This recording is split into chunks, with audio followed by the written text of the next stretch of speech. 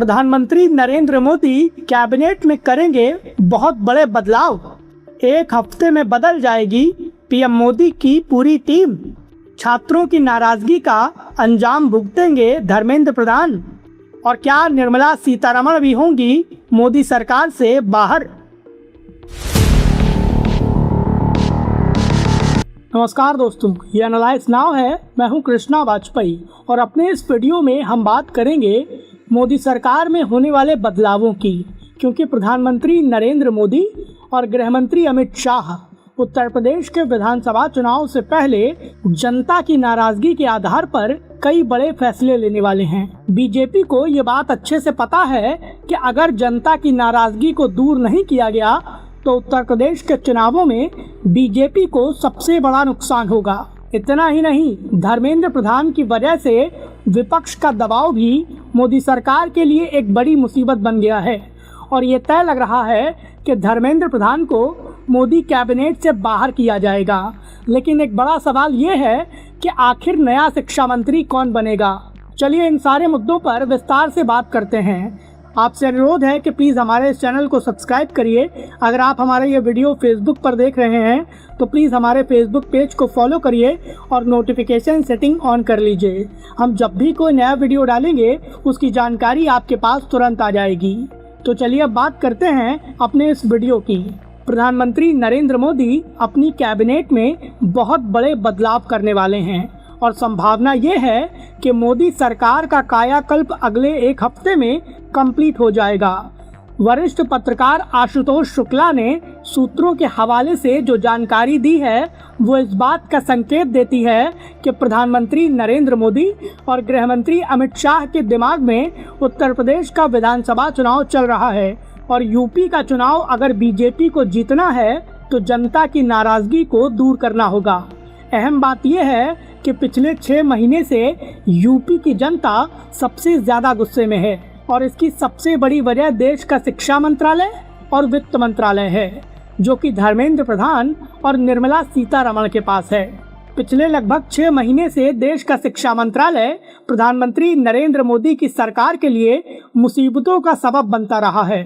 पहले यूजीसी के नए नियमों की वजह से सवर्ण समाज के लोग बीजेपी से नाराज हो गए थे और सवर्ण समाज के लोगों को बीजेपी का सबसे बड़ा वोट बैंक माना जाता है। लेकिन यूजीसी के नियमों की वजह से पूरा खेल बिगड़ गया था और शिक्षा मंत्रालय की वजह से बीजेपी का कोर वोटर ही उससे नाराज हो गया था। इतना ही नहीं, नीट पेपर लीक विवाद ने मोदी सरकार की छीछा लेदर कर दी है। बची हुई कसर सीबीएसई के ओएसएम विवाद ने पूरी कर दी, जिसके चलते छात्रों की नाराजगी शिक्षा मंत्रालय और मोदी सरकार के खिलाफ और ज़्यादा बढ़ गई।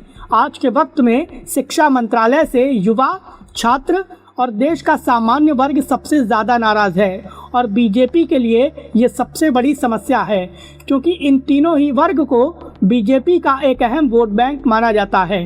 इसीलिए अब ये तय हो गया है कि प्रधानमंत्री नरेंद्र मोदी धर्मेंद्र प्रधान को अपनी कैबिनेट से ज़रूर बाहर कर सकते हैं। धर्मेंद्र प्रधान को हटाए जाने के बाद देश का अगला शिक्षा मंत्री कौन होगा उसके बारे में आपको विस्तार से बताएंगे, लेकिन पहले ये जान लीजिए कि मोदी सरकार की दूसरी सबसे बड़ी समस्या वित्त मंत्रालय क्यों है और क्यों वित्त मंत्रालय से निर्मला सीतारमण की छुट्टी हो सकती है।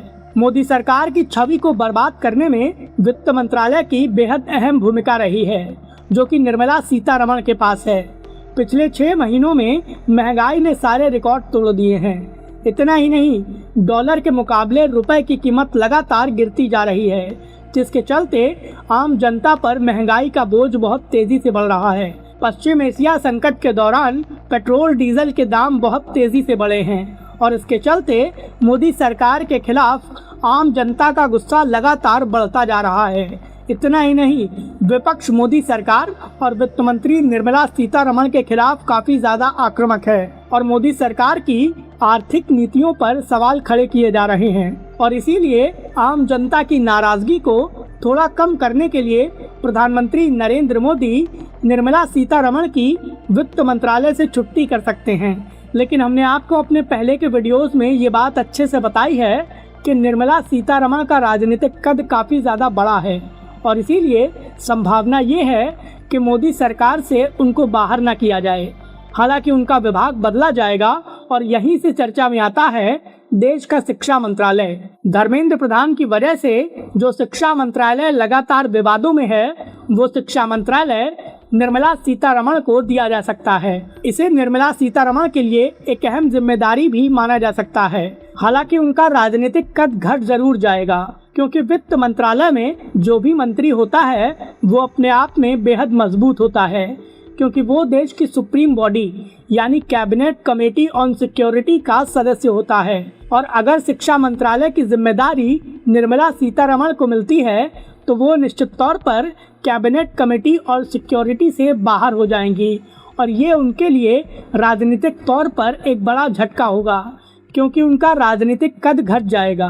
अब बड़ा सवाल ये आता है कि अगर निर्मला सीतारमण से वित्त मंत्रालय छीन लिया जाएगा तो देश का अगला वित्त मंत्री कौन बनेगा।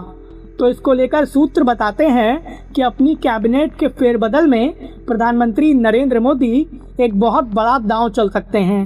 आपको याद होगा कि साल 2019 के लोकसभा चुनाव के बाद प्रधानमंत्री नरेंद्र मोदी ने अपनी कैबिनेट में विदेश विभाग में काम कर चुके एस जयशंकर को विदेश मंत्री बनाया था, और प्रधानमंत्री मोदी ने ये उम्मीद की थी कि एस जयशंकर की विदेश नीति का मोदी सरकार को फायदा मिलेगा, और ये फायदा हुआ भी था। उसी तरह अब संभावना ये है कि प्रधानमंत्री मोदी वित्त मंत्रालय में भी कोई बहुत बड़ा बदलाव कर सकते हैं। जानकारी के मुताबिक रिजर्व बैंक के पूर्व गवर्नर यानी शक्तिकांत दास को देश का नया वित्त मंत्री बनाया जा सकता है। बीजेपी उनको राज्यसभा के जरिए संसद भेज सकती है। हालांकि एक खास बात ये भी है कि वित्त मंत्रालय के रेस में वाणिज्य मंत्री पीयूष गोयल का नाम भी चल रहा है। अब देखना ये होगा कि अगर प्रधानमंत्री नरेंद्र मोदी निर्मला सीतारमण को वित्त मंत्री की कुर्सी से हटाते हैं तो वो कुर्सी किसको देते हैं। इसके अलावा कई बड़े नाम ऐसे हैं जो मोदी सरकार की पिछली कैबिनेट में शामिल थे। उन बड़े नामों को एक बार फिर से मोदी कैबिनेट में जगह मिल सकती है। इसमें एक सबसे बड़ा नाम पूर्व केंद्रीय मंत्री अनुराग ठाकुर का है। इसके अलावा उत्तर प्रदेश के विधानसभा चुनाव को देखते हुए मोदी सरकार में बीजेपी यूपी का प्रतिनिधित्व बढ़ा सकती है। हालांकि मोदी सरकार की कैबिनेट में जो बड़ा फेरबदल होगा, विपक्ष उसे सांकेतिक तौर पर अपनी जीत भी बता सकता है, क्योंकि कांग्रेस नेता राहुल गांधी लंबे वक्त से शिक्षा मंत्री धर्मेंद्र प्रधान के इस्तीफे की मांग कर रहे हैं। दूसरी ओर आर्थिक नीतियों को लेकर राहुल गांधी लगातार वित्त मंत्री निर्मला सीतारमण पर निशाना साधते रहे हैं। इसके चलते धर्मेंद्र प्रधान और निर्मला सीतारमण को लेकर जो भी बड़ा फैसला होगा, उसके आधार पर विपक्ष सीधे तौर पर अपनी जीत घोषित कर सकता है और ये दावा कर सकता है कि मोदी सरकार पर विपक्ष ने जो दबाव बनाया था, उसके चलते प्रधानमंत्री नरेंद्र मोदी विपक्ष के आगे झुक गए हैं और इसीलिए उन्होंने विवादित मंत्रियों को अपनी कैबिनेट से बाहर किया है। अब देखना ये होगा कि प्रधानमंत्री नरेंद्र मोदी क्या धर्मेंद्र प्रधान और वित्त मंत्री निर्मला सीतारमण के खिलाफ कोई बड़ा एक्शन लेते हैं या विपक्ष के सपनों को तोड़ देते हैं। फिलहाल मोदी सरकार के संभावित कैबिनेट विस्तार को लेकर आपकी क्या राय है, प्लीज़ हमें हमारे कमेंट बॉक्स में ज़रूर बताएं। वीडियो पसंद आया हो तो प्लीज़ इसे लाइक करें और हमें सपोर्ट करने के लिए हमारे इस वीडियो को ज़्यादा से ज़्यादा शेयर करें।